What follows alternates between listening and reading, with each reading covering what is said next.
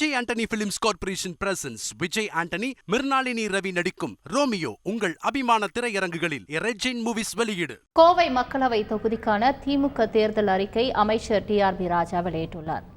இதுகுறித்த கூடுதல் தகவல்களை செய்தியாளர் ஹரிதாஸிடம் கேட்கலாம்.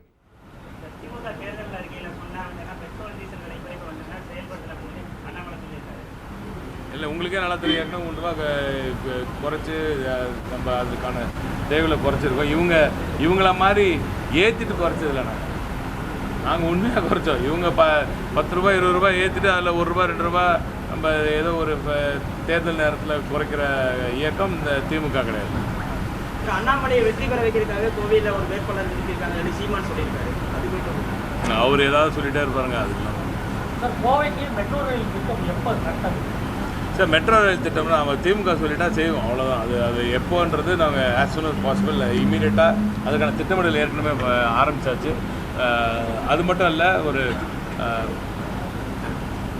நம்ம அதை திருப்பூருக்கு எக்ஸ்டெண்ட் பண்ணணுமா இல்லையா அப்படின்ற ஒரு பேச்சுவார்த்தை இப்போ அதுவும் டிஸ்கஷனும் போயிட்டுருக்கு.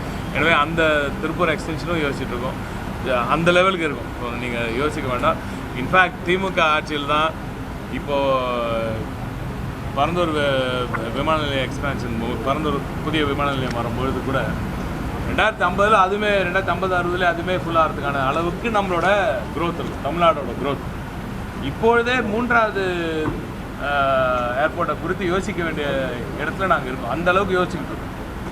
அந்த அளவுக்கு தொலைநோக்கு சிந்தனையுடன் செயல்பட்டு கொண்டு இருக்கும் அரசாங்கம் தான் திராவிட முன்னேற்ற கழகத்தின் அரசாங்கம். எதுங்க? சென்ற ஆட்சியில் நடந்த ஸ்மார்ட் சிட்டி திட்டத்தில் நிறைய ஊழல் இருக்குன்னு சொல்கிறாங்க. அது குறித்த விசாரணைகள்லாம் நடந்து கொண்டு இருக்குது. உங்களுக்கு நல்லா தெரியும். அது எல்லாத்தையும் அதிகாரிகள் சரியாக பார்ப்பாங்க.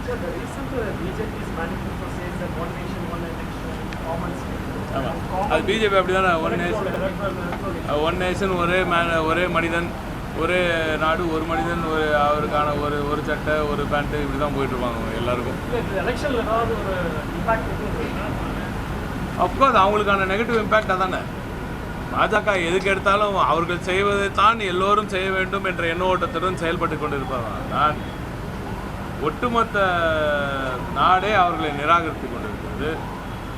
மிகப்பெரிய இம்பேக்ட். அவங்களோட one nation one every thing concept மிகப்பெரிய அளவில் பேக்ஃபயர் ஆகும். காவிரி நீர் பிரச்சனையில திமுக அமைதியாக பாஜக தொடர்ந்து பிரச்சாரங்கள் எதுங்க? காவிரியை பொறுத்தவரை வேறு எந்த இயக்கத்துக்குமே காவிரி நீர் திட்டத்தை பற்றி திமுகவை தவிர வேறு எந்த இயக்கத்துக்குமே அது குறித்து பெருசாக பேசுவதற்கான பெரிய தகுதி ஒன்றும் இல்லை என்று தான் சொல்ல வேண்டும். ஏன்னால் நமது புத்தகங்கள் தலைவர் கலைஞர் அவர்கள் காலம் தொட்டு காவிரி நீர் பிரச்சனையில் மகத்தான சரியான சாதுரியத்துடன், அரசியல் சாதுரியத்துடன் சரியான செயல்பாட்டை கடைபிடித்து எல்லா விதத்திலும் காவிரி நீர் பிரச்சனையில் தமிழ்நாட்டின் உரிமைகளை மீட்ட இயக்கம் திராவிட முன்னேற்ற கழகம் தான். ஆமாம், செங்கல் சூளை பிரச்சனை. அது என்னன்னா, இப்போ செங்கல் சூளை இவ்வளோ பெரிய இன்ஃப்ராஸ்ட்ரக்சர் க்ரோத் ஆகுது கோயம்புத்தூரில். கோவையில் உங்களுக்கே நல்லா தெரியும், மிகப்பெரிய இன்ஃப்ராஸ்ட்ரக்சர் க்ரோத் இருக்கும். அந்த நேரத்தில் கட்டுமான பொருட்களின் விலை மிக பெரிய அளவுக்கு உயரக்கூடாது. அதை பாதுகாக்க வேண்டியது அரசாங்கத்தின் பொறுப்பு தான். அதே சமயம் சுற்றுச்சூழல் மாசடையாமல் இருப்பதும் பாதுகாக்க வேண்டியது அரசாங்கத்தின் பொறுப்பு தான். எனவே ஒரு நல்ல ஃபைன் பேலன்சிங் ஆக்ட் அது ரொம்ப சரியாக செய்து அது சுற்றுச்சூழலுக்கும் எந்தவித பெரிய பாதிப்பும் இல்லாதவருக்கு, அங்கே இருக்க விவசாய பெருங்குடி மக்களுக்கும் அவர்களுக்கு ஏதுவான ஒரு சூழல் ஏற்படுத்தி கட்டுமான தொழிலுக்கும் எந்த ஒரு பாதிப்பும் இல்லாதவர்களுக்கு ஒரு ஃபைன் பேலன்சிங் ஆக்ட். இது குறித்த கூடுதல் தகவலை செய்தியாளர் ஹரிதாஸிடம் கேட்கலாம். ஹரிதாஸ், வணக்கம். திமுக அமைச்சர் தேர்தல் அறிக்கையை தற்பொழுது வெளியிட்டிருக்கிறார். அதில் என்னென்ன முக்கிய வாக்குறுதிகள் இடம்பெற்றிருக்கின்றன? கூடுதல் விவரங்கள். தற்பொழுது கோவை பாராளுமன்ற தொகுதிக்கு என பிரத்யேக தேர்தல் வாக்குறுதிகளை அறிக்கையாக அமைச்சர் டிஆர்பி ராஜா அவர்கள் வெளியிட்டுள்ளார். அதில் குறிப்பாக 6 துறைகளின் கீழ் இந்த அறிக்கையானது வெளிவந்துள்ளது. நகர்ப்புற உட்கட்டமைப்பு மற்றும் நிர்வாகம், சமூக கட்டமைப்பு மற்றும் சுற்றுலா, போக்குவரத்து வசதிகள், காலநிலை மாற்றம் மற்றும் நீர்வளம், கல்வி மற்றும் திறன் மேம்பாடு மற்றும் தொழில்துறை உள்ளிட்ட 6 துறைகளின் கீழ் அறிக்கை வெளியிட்டுள்ளார்.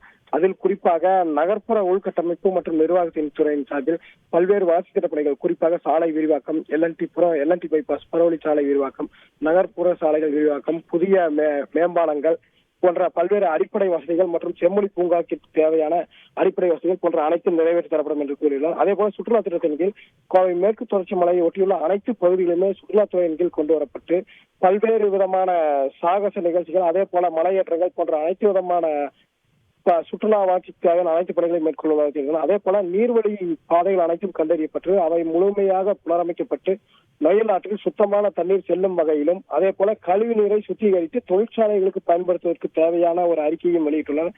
குறிப்பாக தொழிற்துறையினருக்கு கிட்டத்தட்ட 3 பக்கங்களை கொண்ட அறிக்கைகளை வெளியிட்டுள்ளனர். அதில் குறிப்பாக கோவை விசைத்தறி தொழில் சார்ந்த பிரச்சனைகளுக்கு தீர்வு, அதே போல ஜவுளி தொழிலுக்கு சார்ந்த பிரச்சனைக்கு தீர்வு, அதே போல கோவையிலிருந்து பல்வேறு சர்வதேச நகரங்களுக்கு செல்வதற்கு ஏதுவாக கோவை விமான நிலையம் விரிவாக்கம், அந்த விமான நிலையம் விரிவாக்கத்தின் கூடுதலாக கார்கோ, அதாவது ஏர் கார்கோ வசதிகள், அதற்கான தனியாக விமானங்கள் இயக்குவதற்கான வசதிகள் போன்ற பல்வேறு தேர்தல் அறிக்கையில் இடம்பெறுகிறது. இந்த தேர்தல் அறிக்கையை பார்க்கும் பொழுது ஒரு கோவை மக்களின் ஒரு எதிர்பார்ப்பை பூர்த்தி செய்யும் தேர்தல் அறிக்கையாக இந்த தேர்தல் அறிக்கை வெளிவந்துள்ளது.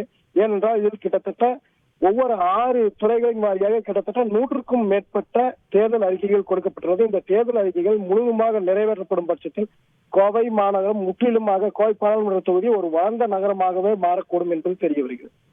விரிவான தகவல்களுக்கு நன்றி Haridas. Vijay Antony films corporation presents Vijay Antony, Mirnalini Ravi நடிக்கும் ரோமியோ உங்கள் அபிமான திரையரங்குகளில் ரெட் ஜெயின் மூவிஸ் வெளியீடு.